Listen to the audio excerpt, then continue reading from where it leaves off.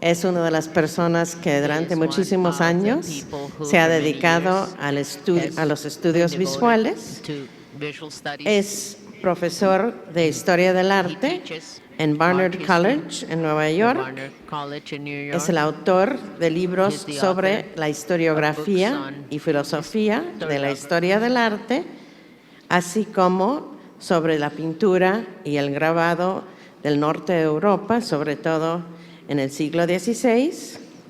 Y bueno, tiene múltiples publicaciones.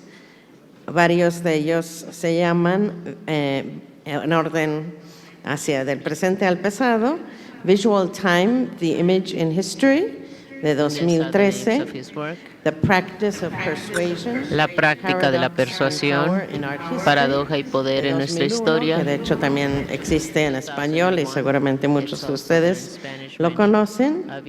The Practice of Theory, la práctica de la teoría, postestructuralismo, política y historia del arte, campesinos, guerreros y esposas. De 1989.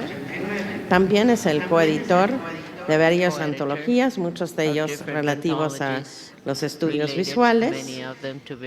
Art History, Aesthetics, Visual Culture, La estética de la historia del arte, cultura visual, los temas de nuestra historia, objetos históricos, perspectiva contemporánea, cultura visual, imágenes e interpretación, teoría visual, pinturas e interpretación. 91. Vamos a iniciar entonces con su ponencia que se titula Material Time. Y bueno, le damos la palabra. Quiere iniciar hablando un poco en español, que de hecho lo habla muy bien, y luego pasará a presentar la ponencia en inglés. Muchas gracias, Karen, y quiero agradecer también a Joan Trujillo y a Benjamín Maya, que han facilitado mi estadía aquí en la Ciudad de México. También quiero agradecer la paciencia del público que ha quedado durante un día bastante largo de conferencias fascinantes, pero sobre temas bastante densos y difíciles para entender. Es también un placer atender un evento como este que celebra la vida y la obra de José Luis Brea. Yo lo conocí primeramente en el 204, me parece, cuando organizó un encuentro en la Feria Grande de Madrid, que se llama Arco, y luego también en 2008 nos encontramos otra vez en Arco también. Y él, como el editor del periódico Estudios Visuales, tuvo la generosidad de traducir algunas de mis obras. ¿Qué les puedo decir? Porque no puedo continuar en español. Como ya se han dado cuenta, mi control de este idioma no es... Gracias. Mi control del idioma español tiene sus límites. ¿Ustedes me pueden oír? ¿Es mejor así? Bueno. Voy a tener que seguir en inglés porque es el idioma de mis padres y aunque nací y mis años de la juventud pasaron en Buenos Aires, ya hace mucho tiempo que no uso. Lo que quiero decir sobre el tema que voy a tratar de discutir esta tarde tiene que ver con el tiempo de las imágenes. El argumento tiene que ver, trata de persuadir este público y todos los que se interesan en la actividad, la vida de las imágenes, que las imágenes tienen su propia vida. Pero primero voy a tener que argumentar que las imágenes existen en una intermedialidad, como ha dicho como dijo una de las compañeras aquí hace poco, que las imágenes no existen exactamente dentro de nosotros, dentro de nuestras mentes, pero también existen en el exterior, existen sobre pantallas, existen en monumentos, etc. Pero su lugar más apropiado, por lo menos para este argumento, tiene que ver con su intermedialidad, que son parte de nuestra percepción. Y desde luego nosotros traemos nuestros propios tiempos al encuentro con los tiempos de la imagen. Así que voy a continuar entonces en inglés.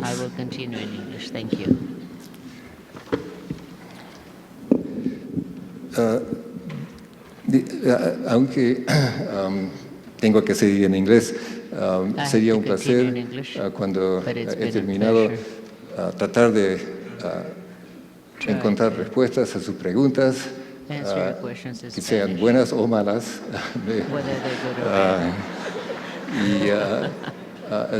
Así que pueden tener eso en cuenta. Okay, voy a hablar primero de la historia de los estudios visuales en el mundo anglosajón y empiezo ahí. La historiografía de los estudios visuales hasta ahora nos ofrecen dos tipos de enfoques para el estudio de las imágenes. Por un lado, hay aquellos que estudian las imágenes para los compromisos ideológicos y la producción, y también analizan y definen su situación social y su función social. Esta manera de pensar es la herencia de los estudios culturales, así como los movimientos en Gran Bretaña y Estados Unidos en los 1980s y 90s, y depende mucho de la teoría marxista de una forma u otra. Es un enfoque para las imágenes como una crítica ideológica para poder entender exactamente qué es lo que se dice, en qué están participando las imágenes. Por otro lado, hay académicos que están más interesados en entender la naturaleza de las imágenes, cómo funciona y cómo difiere entonces de la palabra, y cómo entonces esto es algo diferente y cómo está interrelacionado con el mundo de las palabras. Esta tendencia menos política explícitamente y más filosófica tiene una deuda con el pensamiento fenomenológico, con Martin Heidegger, Merleau-Ponty, y también nosotros sabemos que ya hemos escuchado algunas ponencias de algunos académicos al respecto. Pero si vemos la función ideológica de las imágenes, escribí un libro sobre la función ideológica de las imágenes, y sin embargo esta presentación tiene que ver con la naturaleza intrínseca de los objetos visuales, que argumenta que su fascinación así como su poder depende de las maneras en que su naturaleza objetiva participa y ocasionalmente se fusiona con la intermedialidad. Esto es uno de los puntos que tienen que ver con nuestra propia experiencia. Bien, al avanzar, les explicaré que mi argumento depende en un lugar común, la manera en que las personas ven la relación con los objetos. Depende de una crítica de la distinción sujeto-objeto, a la vez que mantiene razones heurísticas dentro de este argumento. Para fines de la definición, entonces, para un mayor entendimiento, quisiera decir que depende también de la retrospectiva o del prospecto. Para poder entender cómo los objetos en nuestra conciencia inician interacciones con ellos, nosotros necesitamos entender la distinción y quitar la distinción entre nosotros y ellos. ¿Qué sucede cuando entonces abordamos las cosas como si fueran sujetos o objetos, o como si no fueran ninguno de ellos, sino que pertenecen a estos polos. ¿Cuál si tenemos la distinción humano, no humano? Y si esto fuera arbitrario y los objetos que tienen las características de muchos temas y viceversa. En estos asuntos, bueno, llamamos muchas cosas objetos. Decimos que las imágenes están afuera de nosotros, pero ¿qué si estas cosas tuvieran muchas de las características que nosotros les estamos dando? En estos asuntos tiendo a seguir a Bruno Latour, el francés, historiador, teórico. Dice, cito, el nombre del juego no es extender la subjetividad de las cosas para tratar a los humanos como objetos y tomar las máquinas como actores sociales, sino evitar usar la distinción sujeto-objeto para poder hablar sobre los humanos y los no humanos. Fin de cita. Entonces hemos hecho esta distinción objeto-sujeto y entonces podemos pensar más sobre esta manera, este desenvolvimiento de humanos y no humanos. Entonces mi argumento, ¿cuál es? Las imágenes visuales como los objetos no meramente ocurren dentro del tiempo, sino que poseen y activamente engendran el tiempo cuando van cruzando nuestros caminos y cuando van dándole vigor a nuestros días. Una explicación, creo que ya traté de explicarles esto, decirles que convencionalmente hablamos de objetos, de cosas, de obras de arte y de otras imágenes como si fueran diferentes una de la otra, y lo son. Sin embargo, en mi presentación yo quisiera enfocarme más en la manera en que experimentamos todo esto como objetos y cómo respondemos a estos objetos dentro de su existencia material e inmaterial. Y al hacer esto quiero enfatizar la naturaleza temporal de este encuentro para poder capturar las variedades del tiempo contenidas dentro de ellos, así como las formas del tiempo que nosotros llevamos a este intercambio. ¿Qué tiene que ver todo esto con estudios visuales? El encuentro de sujetos y objetos, el momento cuando un objeto, una obra de arte, una imagen tiene un impacto en la conciencia humana, es un momento inevitablemente temporal. No ocurre en un terreno neutro, sino que se convierte en algo que está siendo impactado por los tiempos, por los objetos y aquello que constituye también el sujeto, el tiempo cronológico, el tiempo del reloj. Es una de las maneras en que nosotros conservamos a las cosas en su lugar. La cronología ordena el encuentro de sujetos y objetos de acuerdo con un marco temporal preordenado para que las cosas existan dentro del tiempo. La inmediatez y la atracción personal de ciertos objetos, obras de arte, imágenes, indican que tienen entonces un significado y que pertenecen a un registro diferente de temporalidad, uno que excede los parámetros de la cronología. Es decir, el sistema que se creó hace poco, allá, fines del siglo XX, tenemos que nos dice que el mundo está regulado según zonas de tiempo, el capitalismo, por ejemplo, el tiempo del capitalismo, los mercados, los grandes mercados financieros, etcétera, etcétera. Uno podría decir que hay otro tiempo que usualmente se olvida, ¿verdad? Debido a nuestra conciencia de estos sistemas restrictivos que son parte de nuestro propio ser, y ese tiempo entonces sería el tiempo anacrónico, es decir, el tiempo que se nos escapa, que escapa la cronología, que interrumpe la cronología, que sabotea la cronología y entonces la cuestiona también esa cronología. El tiempo nos permite pensar de los objetos porque los objetos provocan nuestras reflexiones sobre el tiempo. Estamos rodeados de diferentes formas de tiempo, de la misma manera que nosotros mismos estamos compuestos de temporalidades. ¿Cómo podemos nosotros ver los ritmos circadianos que coordinan entonces todos los programas corporales, despertarse, dormirse, levantarse, caminar, temperatura corporal? ¿Cómo podemos hacer esto para determinar nuestros temores y deseos y todo aquello que perfila nuestra conducta social y cómo se relaciona con las demandas artificiales de la cronología? ¿Cómo podemos ver estas cuestiones artificiales y cómo podemos ver cómo controlan, cómo podemos relacionar todas estas cosas a todo lo que estamos viendo cuando hemos decidido que es el tiempo dominante, el tiempo que necesitamos nosotros estar observando, determinado por la genética, las cuestiones psicológicas, culturales y las sociales, sin mencionar cuestiones de género, Los tiempos humanos dependen de coordenadas particularizadas. Los objetos solo complican la situación y dicen entonces que los tiempos humanos tienen ángulos diferentes. Y el tiempo material tiene el potencial de hacer que el tiempo cronológico se detenga. Y entonces, este es el potencial, que el tiempo cronológico se detenga, se paralice. La experiencia, el momento cuando el sujeto y el objeto se encuentran entre sí, es el momento cuando la epistemología, la teoría del conocimiento y la ontología, la materialidad del mundo, chocan. Es decir, hay una colusión. A veces es mágico, a veces es perturbador, pero estas formas de tiempo se encuentran y hay un choque. La imagen entonces se tiene que dar allí y tenemos que saber qué tipo de imagen. Muy bien. A ver, déjenme. ¿Podríamos bajar las luces un poco? Quisiera mostrarles algunas imágenes en la pantalla. ¿Podríamos bajar un poco las luces para que se vea mejor lo que voy a mostrarle en las pantallas?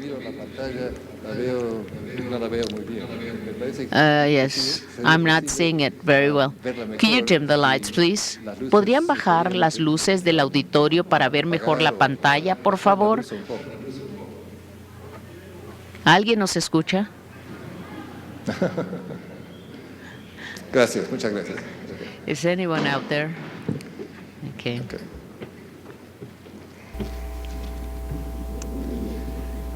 Bueno, ahora estamos en total oscuridad. No, it's completely dark. Goodness. No quería tanto, pero algo es algo. Está totalmente oscuro. Bueno, no tanto, pero bueno, algo es algo. Ok, empezamos con objetos. Let's start with objects. Vamos a mirar Let's look at esta fotografía de this photograph. La casa en la cual vivo. This is the Pero house where I live. quiero hacerles hacer pagar atención a las cosas que se ven sobre el mantel. Se llama mantel. Anyway, let's continue back in English. Bueno, regreso al inglés. Quiero mostrarles estos objetos. Aquí lo ven ustedes, este mueble con muchas cosas. Es el lugar donde vivo y no puedo resistir cubrir el lugar con un poquito de todo. Esto está allí precisamente debido a su capacidad de ilustrar y de contener el tiempo. En vez de pertenecer a ninguna temporalidad en particular, es su edad la que los hace fascinante. Todos estos objetos. No sé mucho de geología, pero vean ustedes, siempre me gusta ver el tiempo que pasa en las rocas, en las piedras. Y aquí vemos los eventos geológicos más bien, y cómo va pasando. Yo no tenía conocimiento de todo esto. El tiempo, entonces aquí estaba, era un aspecto indiscernible. Yo no podría discernir sobre el tiempo, y aquí lo tenemos, está suspendido. Aquí vemos las marcas del tiempo en esta piedra y también cómo va pasando el tiempo, su sustancia, su textura, que registra este movimiento implacable, pero también los objetos en que el tiempo se ha convertido en algo concreto y ellos activamente también tienen un impacto en el tiempo. Poseen entonces un estatus representacional y ontológico y simultáneamente ilustran y personifican su propia temporalidad. Estas fuerzas naturales tienen una gran intensidad que nos deja sin respiro y podemos ver aquí entonces sus registros estratigráficos. Y estas piedras son entonces el resultado de energías convulsivas que tienen un interior misterioso, o son la acción gentil y suave de corrientes oceánicas y las vidas y muertes de innumerables criaturas marinas, o son la evidencia de las presiones inimaginables de corrientes continentales, o cuando la corriente sube o cuando la corriente baja, en formaciones enteramente geológicas que convierten estas formas fantásticas de las piedras. ¿Qué historias nos transmiten estas piedras? Exactamente cómo podemos hacer una narrativa cuando las vemos. Les voy a mostrar una de manera muy particular. Aquí tenemos madera petrificada. Está allí en mi casa porque la recogí ilegalmente, más bien ilegalmente, para serles franco. Y allí está, en el bosque petrificado de Arizona. Como 3.4 millones, hace unos 3.4 millones de años, se descubrió una explosión volcánica y estaba todo esto enterrado en esa explosión volcánica. En estas cenizas volcánicas originalmente se había conservado esto debido a la falta de oxígeno, pero pasaron cientos de miles de años y entonces el agua empezó a penetrar las cenizas y empezó a reemplazar todo esto con material orgánico. Aquí les voy a mostrar parte de lo que les estoy explicando. Este es el tipo de paisaje. Aquí tenemos el bosque petrificado de Arizona y esto no es similar a lo que estamos en California. Pueden ver los árboles y luego tenemos aquí esta sección transversal del árbol que es extraordinariamente bello, ¿verdad? Como podemos ver, y lo tenemos otra sección transversal de esta bosque petrificado. Y de ahí obtuve yo esta belleza.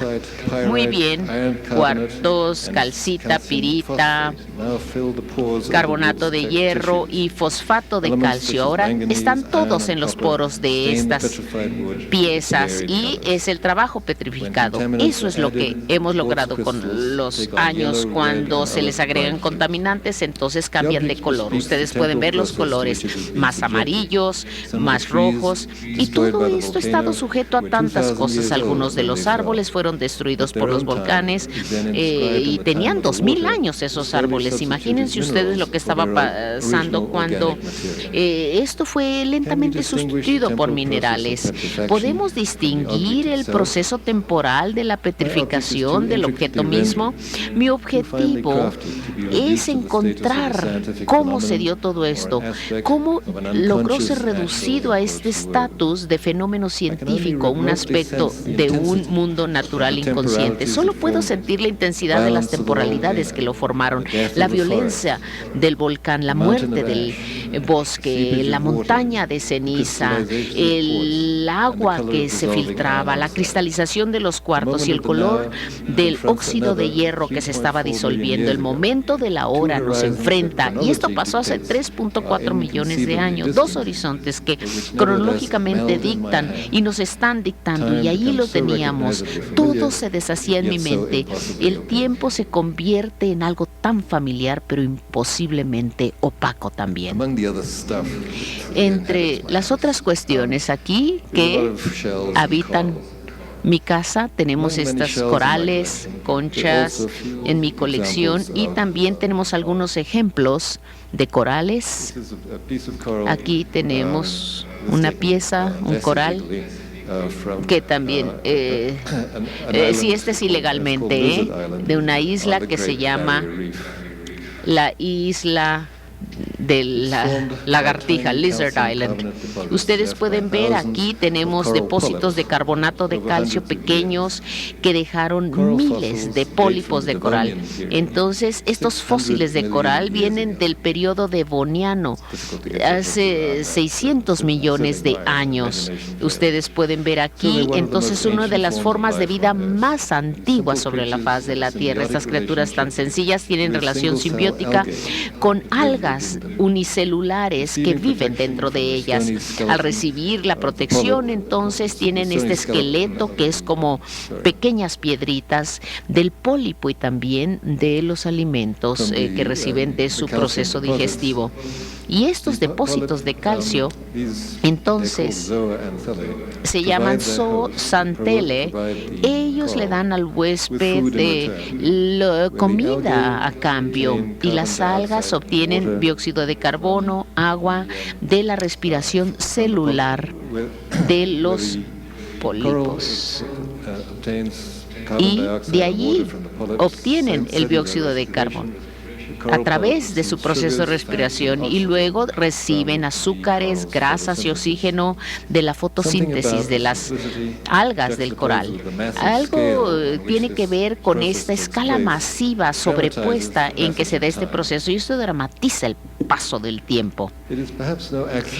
Quizá no sea accidente alguno que Darwin dibujó la forma de un coral para visualizar su teoría de la evolución. Al sustituir la imagen de estas ramas del coral de una imagen más tradicional del árbol, en que el desarrollo de las formas vivientes se concibe como algo de naturaleza teleológica, él dice, Darwin, que se procede en la vida en muchas direcciones a la vez. La vida procede en múltiples ramificaciones. Esto lo dijo y esto es lo que estaba haciendo cuando estaba componiendo el origen de la especie. Las especies y el tiempo, entonces, ¿qué función tiene? Fluye a través de la materia de la misma manera que la respiración del pólipo se va intercambiando con la fotosíntesis de las algas. Y en oportunista y proteana en su energía, el tiempo como la vida es tanto accesible y no es desconocible como este pequeño pedazo de coral. Ahora, obras de arte, ¿qué podemos decir al respecto? Imágenes. Cambiemos el tema. Hablemos ahora de el encuentro con la temporalidad de las obras de arte. Aquí tenemos entonces la estela número 1 en el sitio maya de Bonampak, en el sur de México. La información entonces ve estos glifos, estos jeroglíficos, y dice que estos fueron presentados por el gobernante Chan Muan. Y entonces ustedes ven allí, en esta estela, ven, él se llamaba Chan Muan, era el gobernante. Chan Muan II, que accedió al trono de esta ciudad en 776 de nuestra era común, es decir, en el siglo VIII. La estela tiene una forma monumental utilizada por los mayas allá en el siglo VIII y depende de una estética en que las palabras y las imágenes trabajan en concertación. Entonces, este grabado, esta figura, su objetivo es ser leída junto con los glifos, con los jeroglíficos, y la estela depende de que se entienda su representación. Sin embargo, la figura del rey es el rey. Ese rey, la estela y el rey son una unidad conjuntiva que realmente presenta su presencia más invisible. Los mayas, sin embargo, creían que las figuras de la realeza en cierto punto eran los mismos que los gobernantes mismos, una convicción que frecuentemente llevaba al iconoclasmo, a una situación iconoclasta e incluso al entierro de sus esculturas. Las enterraban debido a esta visión que ellos tenían de las mismas esculturas, de sus obras de arte. La figura del gobernante, entonces, con todos sus parafernalia ornamental, es un atributo que está grabado aquí en esta piedra caliza, en este bloque de piedra caliza. Y no solo a nivel material, sino que también la figura están diseñadas para impresionar. Y ahí está la persona que lo está viendo, el observador, entonces se siente empequeñecido por la significancia de esta escultura. Tiene que ver con un gobernante en particular en un momento específico, en tiempo cronológico, y también tiene que ver con las cuestiones ontológicas, como con el estatus representacional y los relieves en sus pies, y agregan otra dimensión temporal. Aquí tenemos el relieve. Si tuviera un apuntador podría ser más explícito, pero vean ustedes la parte superior de esta imagen. Ustedes verán que hay algo que sale de la cabeza de este monstruo que está dominando casi toda la imagen. Esta figura está enormemente identificada como el dios del maíz, que está saliendo de la cabeza de la tierra misma, y también tenemos ahí muchas otras representaciones de este tipo de iconografía en los registros mayas. Ahora bien, aquí tenemos una forma de tiempo que está allí, sobrepuesta, traslapada por otra. El dios del maíz surge de la tierra y del hocico del monstruo.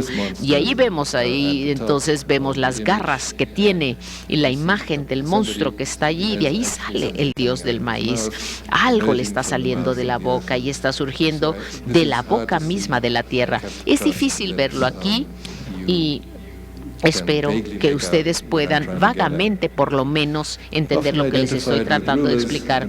Frecuentemente identificado con los gobernantes, esta es la señal de que él tiene el poder de la vida eterna. La estela en Bonampak, entonces mezcla el tiempo mortal, el acceso de un rey particular con el tiempo y el siglo interminable asociado con el culto del dios cultivos del maíz. Aquí tenemos otro ejemplo también. Esto se ve mucho mejor. Este es el Museo de Antropología aquí en la Ciudad de México. Este es el Templo de las Inscripciones de Palenque. Este es una tapa de un sarcófago y también una máscara Pacal I del Templo de las Inscripciones Palenque, 683. Y tenemos aquí entonces lo que significa, ¿qué significaba esta escultura para aquellos que la veían? ¿Podemos saber? No. A mí me parece que pues yo tengo un dispositivo histórico de cierto distanciamiento porque tiene que ver con la iconografía y los significados que tienen que ver con la dualidad del tiempo divino, el tiempo de la mortalidad, que solo son parte de la historia. George Kugler, el historiador del arte poética, habló de las obras de arte intrínsecas y todas sus particularidades y sus propiedades, los materiales con que se hacían estas obras de arte, y dijo que eran autoseñales. Y entonces, entre estas propiedades esenciales estamos hablando de la edad misma de la piedra caliza. Aquí lo tienen. Esto no es de la estela que les acabo de mostrar, pero aquí tenemos esta piedra caliza de la península de Yucatán, data del Cretáceo, hace de 145 a 66 millones de años, un periodo que terminó dramáticamente con un impacto de lo que probablemente fue el asteroide más grande que jamás haya golpeado la Tierra.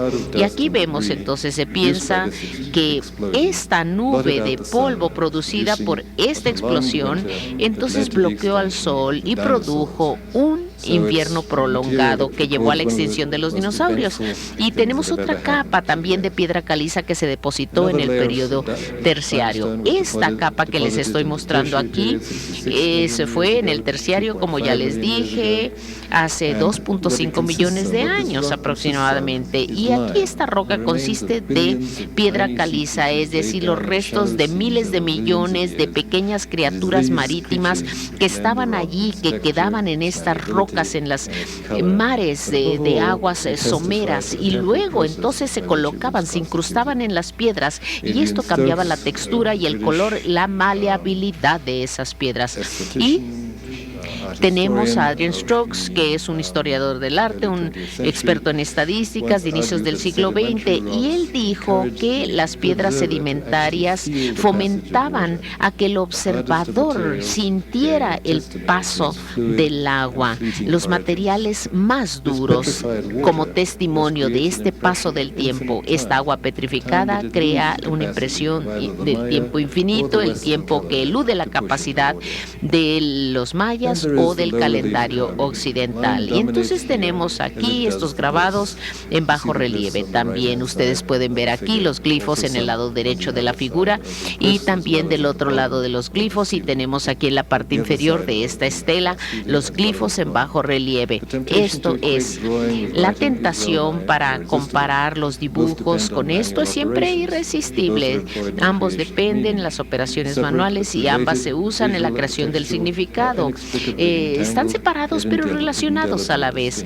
Lo visual y lo textual están interrelacionados de manera permanente. Y aquí vemos aquí la manera que él está vestido y cómo tenemos aquí todo lo que él detiene con la mano, y tenemos una rejilla lineal y todo está cambiando dependiendo del paso del sol.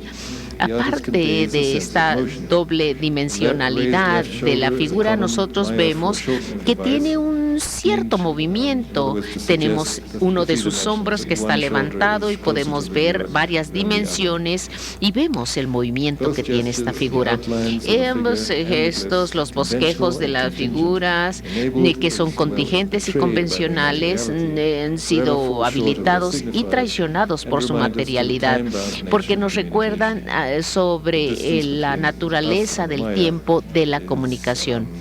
Y aquí tenemos también algo que muchos estudiosos han analizado. Muchos de los glifos se han deteriorado bastante y ya no se pueden descifrar. Solo aquellos aspectos de la estela que han eludido el trabajo de los elementos porque cayeron directamente en el piso y estuvieron cubiertos por la tierra. Solo eso se pueden leer. Aquí tenemos algo que se llamó, a los Riegel le llamó el valor de la edad, el valor de la era, y describió su papel en las coloraciones de nuestra estética misma, y por tanto también monumentos anacrónicos. De la misma manera que nosotros valoramos a los historiadores del arte, sabemos que hay elementos para este tipo de monumentos, y todo esto nos dice, esto reta, digamos, la cronología incluso propuesta cuando se han analizado todos estos monumentos.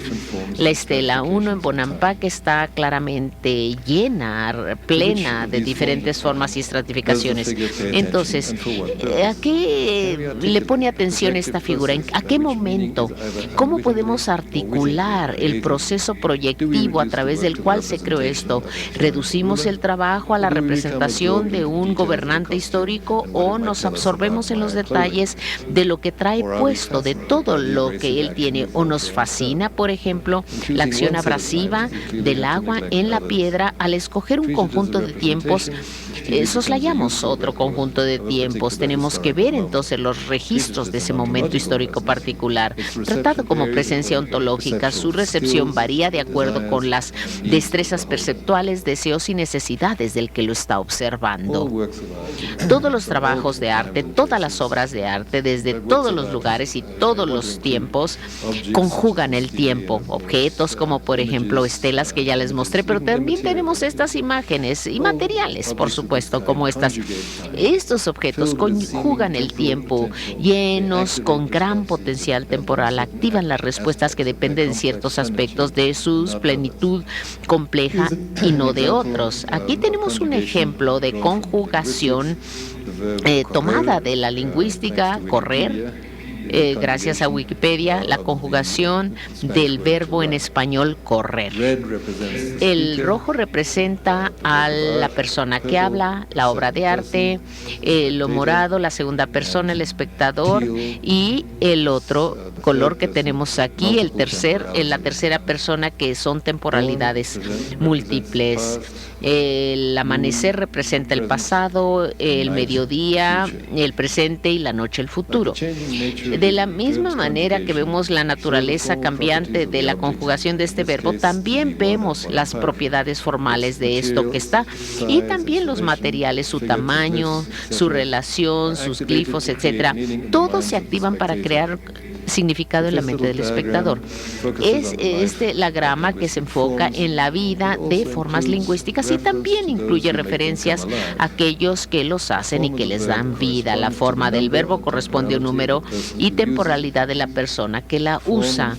La forma y la figura están relacionadas, incluso si el significado de la relación sigue sin ser especificado. Conozco muy poco sobre el arte maya como para describir la secuencia de formas que llevaron a este ejemplo maestro de la estela, así como para poder interpretar esto para el futuro, pero el trabajo potencialmente contiene todos estos tiempos temporales. El trabajo en sí mismo tiene la capacidad de trabajar en diferentes tiempos, de la misma manera que el observador potencial pertenece no solamente a un tiempo, sino a muchos tiempos, y tiene muchas otras funciones. Una forma de tiempo solo se puede activar cuando se encuentra con la otra forma de tiempo. Ahora les voy a dar otro ejemplo. Y hay muchísimas formas de tiempo y obras de arte, como por ejemplo lo que vemos en las composiciones y las diferentes opciones que tenemos en este trabajo. A algunos artistas les interesa más la forma y el despliegue formal, la presentación formal. ¿Hasta qué grado es que la exploración de los motivos pictoriales pictóricos son significativos y hasta qué punto no? ¿Qué podemos decir entonces el arte de la creación y el producto terminado? ¿Por qué es que algunos objetos entonces se crean en el instante y otros tienen que ver con las edades? Albert Althofer fue entrega una historia visual que se remonta a las manos de quien lo tiene, con una muestra pirotécnica del arte virtuoso. Aquí tenemos la mayor parte de esto está en el papel y tenemos algunas implicaciones de todo ello.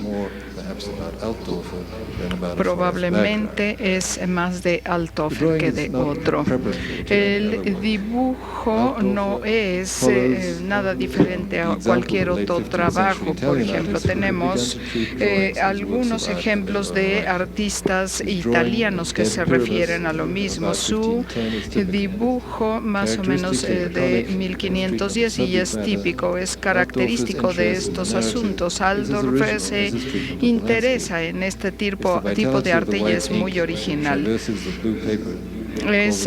Lo caracteriza el uso de la tinta blanca. Althofer también edita otro tipo de historias en una forma muy noble. Esta es una historia típica tomada de otras y él lo trató en diferentes ubicaciones, algunas veces en puntos más explícitos que otros. En otras palabras, esa es una historia muy emotiva. These lovers lived in Babylon, apparently, arranged to meet outside the city gates. Aquí parece que se reúnen fuera de la ciudad, están asustados por que la persona le está sangrando la boca y está ahí. Aquí tienen al hombre que resurge nuevamente y que no se ha ido, nada queda ahí. Al concluir que ella ha sido vista por el hombre, se suicida. Cicely, la mujer, regresa subsecuentemente al cuerpo sangriento y esta secuencia compleja en este caso está reducida a una figura humana masculina que está proyectando más que nada su pecho. La narrativa se congela ahí en el momento en que queda el cuerpo de esta forma. Althofer nos pone en una posición de asombro cuando ve el cuerpo muerto de su amado. Aquí, tenemos la historia en manos de quien la hizo. Igualmente, esta es una de las razones por las que este es mi trabajo favorito. El artista reemplaza el contenido por la forma. Igualmente, el movimiento se queda quieto, así como la imagen de los árboles reconocibles en líneas, curvas de tinta. Aquí tenemos la percepción y Althofer reconstruye todo esto con el tiempo. Él es uno en términos de manejar este tipo de dibujos y de la pluma, cuando es un artista que se toma grandes libertades para alejarse del formato tradicional. Este artista está menos interesado en representar la narrativa bien ordenada y una distinción interesante caracteriza su pluma, en la que las líneas negras nos enseñan la historia, en tanto que otras nos muestran la narrativa desde este principio. Aquí tenemos la diferencia entre la tinta blanca y negra, y entre ellas, se llama la atención a la imagen de la experiencia más que al tiempo de su narrativa. Doffer, bueno, pues congela las imágenes.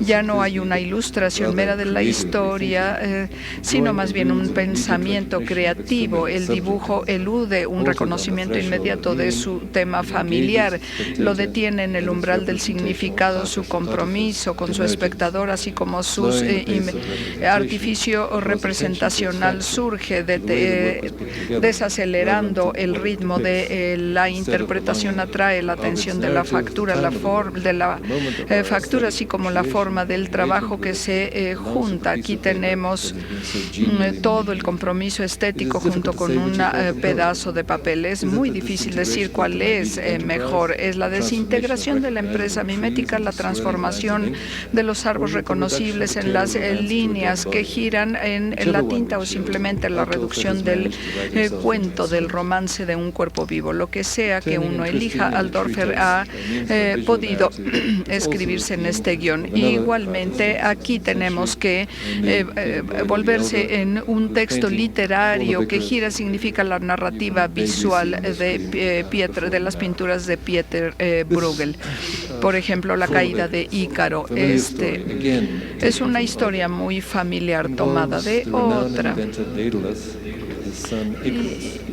Igual, bueno, pues es una historia de Ovidio que implica al inventor reconocido de Daedalus y su hijo Ícaro. Entonces es encarcelado en la isla de Creta y el ingenioso Dédalo hace unas alas de cera con varias plumas para escapar de la prisión. Aquí bueno, él le dice a su hijo que no tiene que volar cerca del sol porque la intensidad del calor va a derretir sus alas. Sin embargo, Ícaro empieza a subir muy alto, inevitablemente se fascina, intoxicado con todo lo que tenía. Entonces, bueno, pues sucede lo inevitable y él se desploma hacia el mar. De acuerdo con Ovidio, la tragedia es atestiguada por aquellos que están en la costa, la gente que estaba presente. A primera vista, si vemos esta pintura, es difícil diferenciar la narrativa clásica de Ovidio. Los campos, aquí está el segador trabajando en el campo, un pastor con sus ovejas, un hombre pescando a la derecha extrema de la pintura. Pero también es únicamente si tratamos de enfocarnos en la parte de atrás, en el fondo, pues sabemos que las piernas del pobre Ícaro casi desaparecen detrás de las olas. Entonces, todo el demás fondo está ocupado por todas estas personas que están en el fondo, y que están observando la tragedia que tiene lugar. Aquí está el detalle del pescador y las piernas del pobre Ícaro.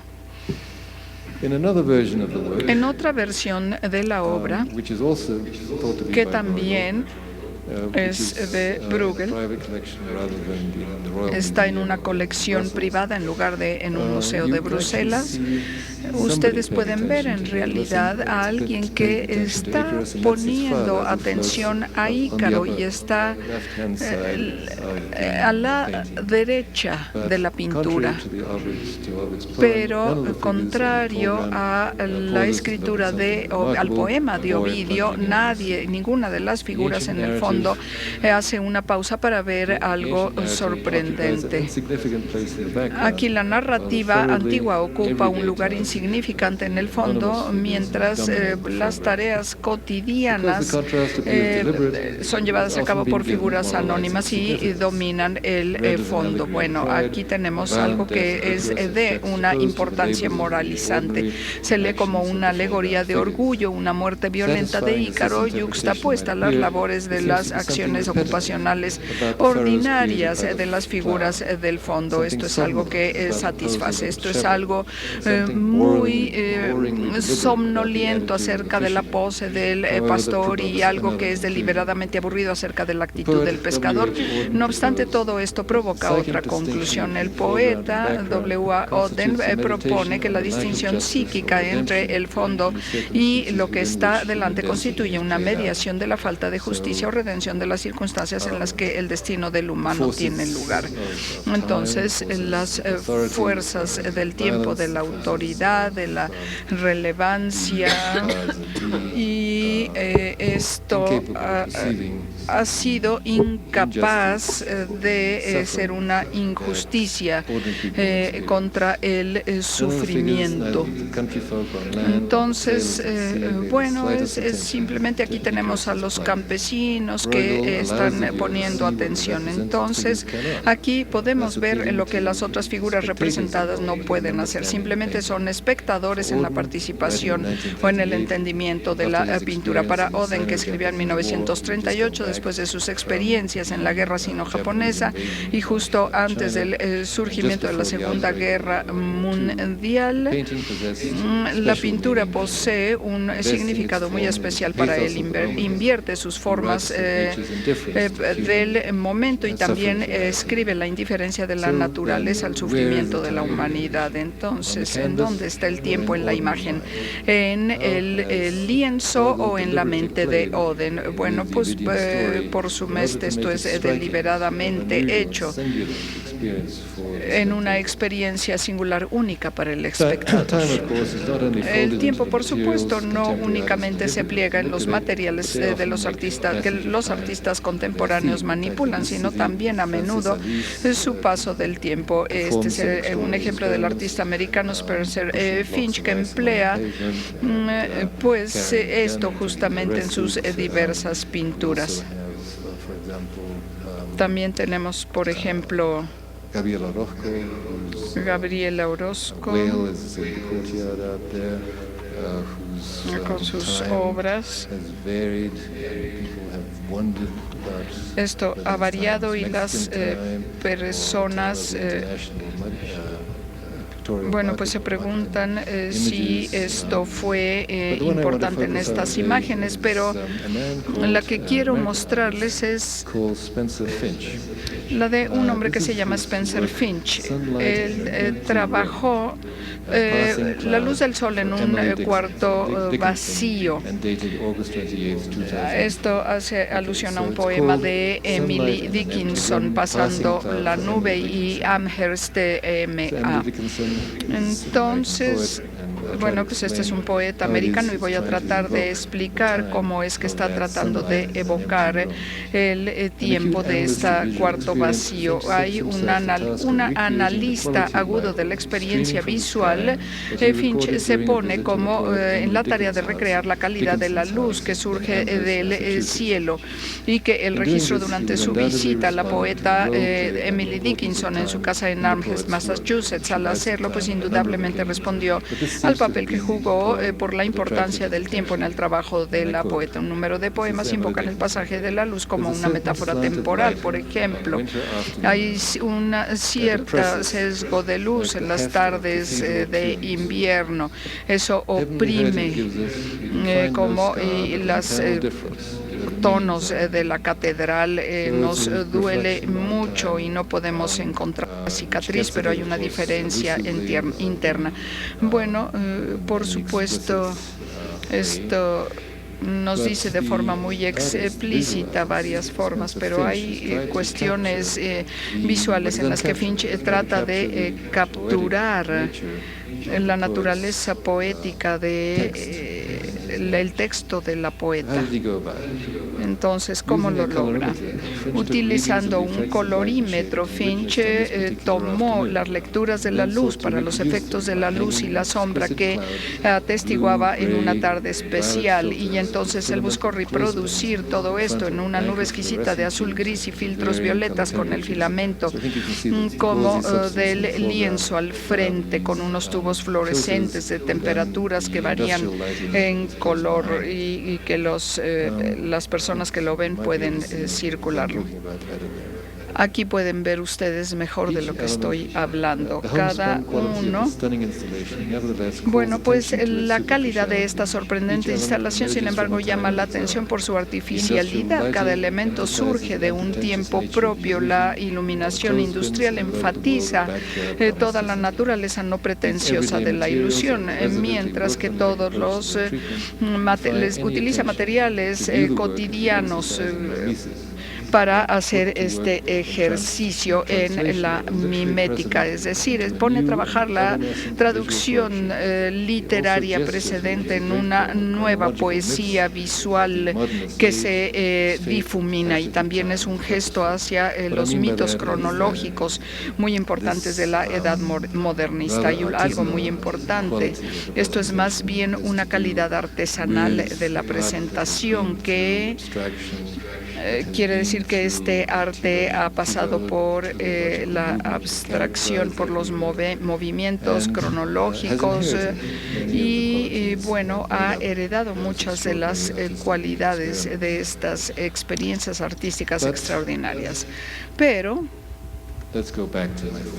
vamos a regresar a mi tema, que es el objeto de la imagen, de vuelta a mi colección. Aquí tenemos el manto nuevamente y las rocas cuya presencia provoca una respuesta. Yo argumento que es similar a las imágenes que acabamos de ver. Entonces, los pensadores a través de diferentes disciplinas ahora argumentan que es un mundo natural y que nos hemos excluido imperiosamente y que es consciente y nos anima a donde estamos. El concepto de la tour del colectivo sirve como una forma en la que los humanos no actúan como un universo no humano inerte, sino que actúan sobre él, es decir, necesariamente deconstruye la unidad híbrida que se une con estos polos. Incluso argumenta que en un único lenguaje crea la distinción en primer lugar. Realmente podemos evitar hacerlo, realmente podemos evitar la distinción entre los sujetos y objetos cuando intentamos llegar a estos términos con el mundo natural que nos rodea. La postura de Latour encuentra que es adherente y crítico a través del espectro y de de aquellos que se comprometen con los estudios de lo material. Por ejemplo, bueno, pues Lorraine Dunston, que se dedica a la ciencia, a la filosofía de la ciencia, algunos otros como Arjuna Padurial y Alfred Gell, que son antropólogos, y Mitchell desde la teoría visual literaria. Bueno, pues todos ellos se aproximan para ver si realmente cada uno de ellos vive aquí. Ninguno de estos autores es un animista, no obstante, y por lo tanto la vida real de los objetos nunca está en cuestión. En lugar de esto, ellos entienden que los objetos son un aspecto integral de la experiencia humana y que se adscriben al estatus que se puede describir como una subjetividad con sombras. Una de las cosas que yo creo que anima la forma en la que esto se encuentra con los objetos y cómo se juegan con las imágenes y que caracteriza estas experiencias de las que estoy tratando de hablar. Daniel Miller, otro antropólogo y estudioso de los materiales, así como teórico, ofrece un modelo muy atractivo en el cual entiende que la fascinación continua de los objetos en una situación en la que la relación a la humanidad se reconoce como híbrido. Entonces, después de Hegel, basa su cuenta de la formación del sujeto en el principio de la proyección, argumentando que nos encontramos con objetos, que nuestro encuentro con los objetos es análogo a nuestro encuentro con otros seres humanos y que nos reunimos con otros seres humanos en estos encuentros. Incluso tiene proyecciones más perceptivas que se absorben en el sujeto por medio de la sublación o la introyección del sujeto mismo que se transforma. Entonces, por lo tanto, no puede haber una distinción absoluta entre el sujeto y el objeto, pero sí un espectro de subjetividades y objetividades. compartidas. Aquí tenemos cosas materiales, así como imágenes visuales. Y bueno, esto viene junto con el tiempo de las cosas. Aquí esto tiene que ver con las diversas imágenes, y aquí se alegoriza por las portadas de diferentes libros que leemos ahora. La otredad del tiempo del objeto dramatiza nuestra propia ubicación tenue e incierta.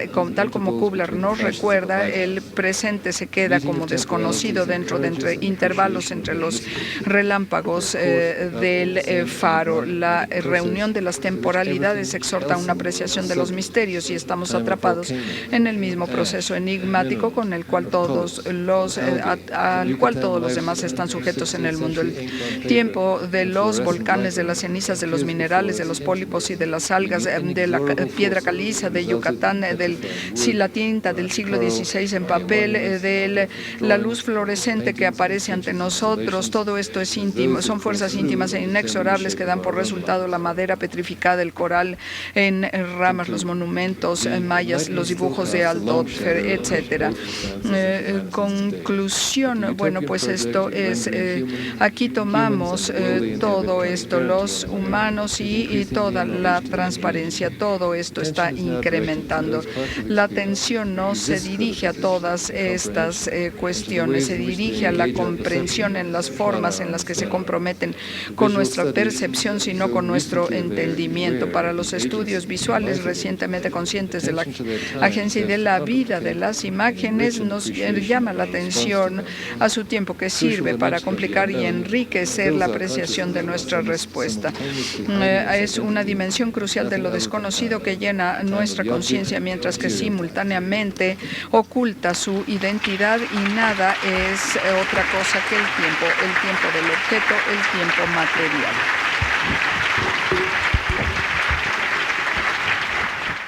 Bueno, muchísimas gracias, Keith, por esta muy interesante y provocador ponencia. My glasses, wow. Tenemos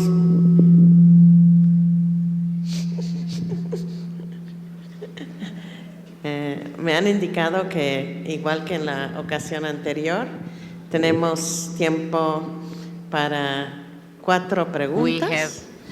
Entonces, tal vez si pueden subir un poquito la luz, podemos ver quiénes tienen preguntas. Mientras estaba hablando, me vino a la mente el concepto de alocronismo de Johannes Fabian en su Tiempo y el Otro, y me surgió la duda si usted cree que podríamos teorizar un alocronismo de la imagen, y cómo sería su relación con el tiempo material de la imagen. Es una pregunta bastante difícil porque, como sabes, el argumento de Fabian fue que el Occidente, que los poderes europeos han marginalizado el resto de las civilizaciones por medio del tiempo.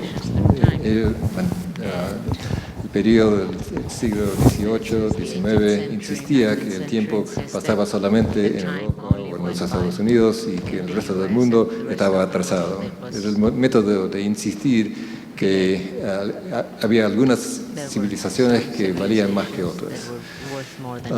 La pregunta es cómo podemos atender a estas otras temporalidades, las temporalidades de las civilizaciones, las culturas marginalizadas. ¿Estoy correcto?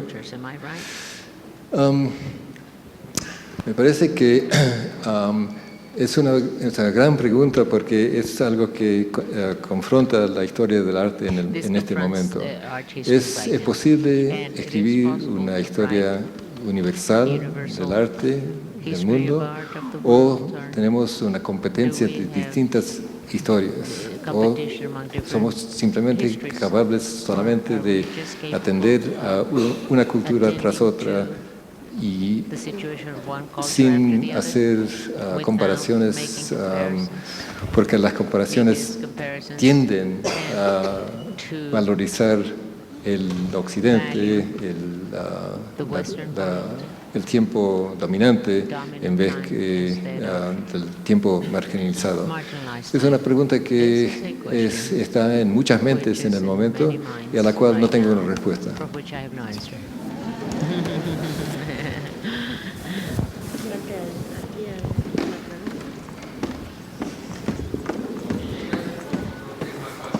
Microphone, I can't hear it, I'm sorry.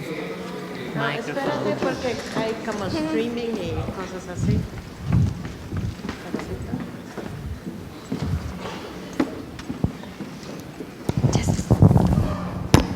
Yo creo que la teoría de Abby Warburg ya había abordado precisamente ese problema, el problema de una eliminación de la temporalidad en favor de una horizontalidad anacrónica, ¿no es así?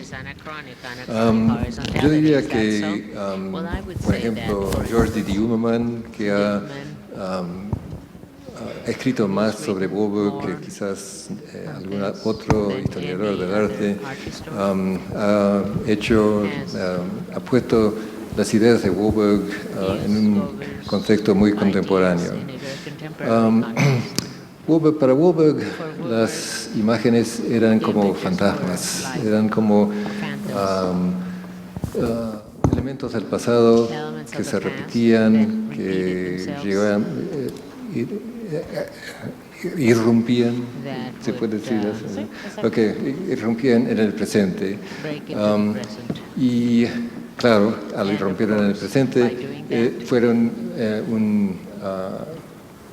they were a challenge, fueron un desafío a la cronología. Era una lucha entre la cronología y la acronología.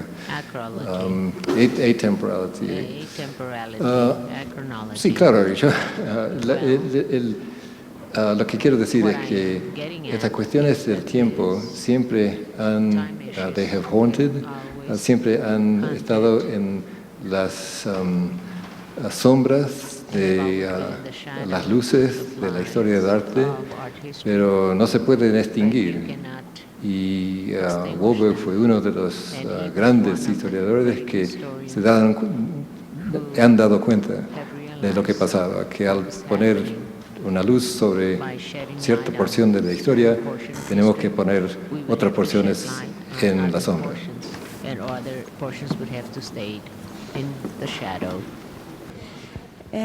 Bueno, primero, muchas gracias por la conferencia. Me surge la duda de si pensamos en este tiempo material como ese tiempo capaz de frenar el tiempo cronológico, ¿podríamos pensarlo también en términos de ese tiempo del Aion del que habla Deleuze? Quiero decir, en este contraste de Aion y Cronos que tanto Deleuze como Henri Bergson plantean. Perdón, no he entendido los nombres de los autores que has mencionado. Gilles Deleuze. Sí, Deleuze, ok. Bueno, a ver, si entiendo bien, una de las teorías más importantes de Deleuze es el concepto del evento, the event. Y estos eventos no pertenecen a la tradición fenomenológica de Heidegger y de Merleau-Ponty, por ejemplo, para los cuales había algo que se llamaba being o ser. Para Deleuze no hay algo continuo afuera de la conciencia humana, pero hay erupciones de contacto entre lo que somos nosotros y lo que nos rodea. Así que en esas erupciones, en esos eventos, en the events, hay temporalidad. El concepto de temporalidad existe en esas erupciones. Y si tu comentario fue que el argumento mío tiene algo que ver con las ideas de Deleuze, es muy posible. Gracias. Yo. Aquí, hola. Hola. Hello. Aquí abajo. Abajo, arriba. Yes. Aquí. Right here. Me pongo de pie. I'll stand up. Ok. Hola. Hello. Bueno, mi pregunta My question. es, en el caso del arte In the escénico, case of, con sus diversas manifestaciones, art, danza, performance, teatro y demás, dance performances, Perdón, etc. no te he entendido. I didn't understand. I'm sorry. aquí.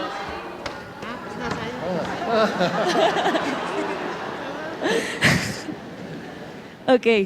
¿Me escucha? Can you hear me? Sí, ok, Yes. gracias. En el caso del In the arte case escénico, of, con sus diversas manifestaciones, stage art, danza, teatro, dance, performance, theater, etcétera, performances,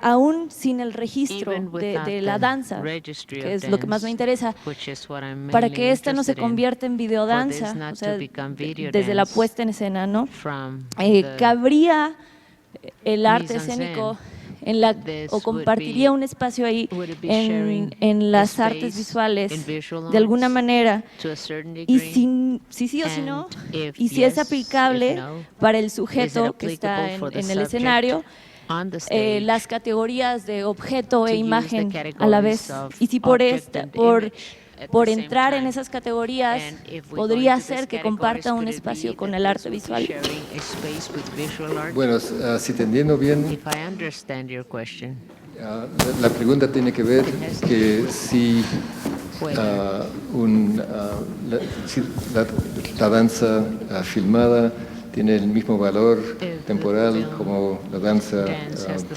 Y yo diría que sí, porque yo estoy hablando de la intermedialidad. Yo estoy hablando de la experiencia de la danza, de la experiencia de un vídeo de la danza. Así que, claro que son diferentes, pero al mismo tiempo el encuentro entre una persona y la danzante, digamos, no importa si es mediada por medio de un vídeo, lo importante es que hay dos temporalidades distintas que se encuentran. Pero no en la videodanza, en la puesta en escena misma. O sea, sin documentarlo, vaya, sin hacer un registro de ese acontecimiento. En ese momento cabría en la categoría. Entiendo. Conceptual art, digamos. Arte conceptual, arte que deliberadamente no quiere dejar rastros de haber tomado parte. Sí, porque nosotros, aunque los artistas que se identifican como los que trabajan en el arte conceptual, no quieren dejar rastros, los rastros quedan. Por ejemplo, hay un libro de un colega mío, Alexander Alvaro, que documenta cómo... No escuchan. Que documenta cómo los artistas conceptuales neoyorquinos han sido documentados por el mercado. Uno de los hombres que ha vendido su trabajo documentó sus performances y por eso sabemos de lo que se trataba. Así que, aunque sea muy mediado, hay muchas mediaciones entre nosotros y lo que pasó, tenemos algún rastro, han dejado estas formas de creación artística. Gracias.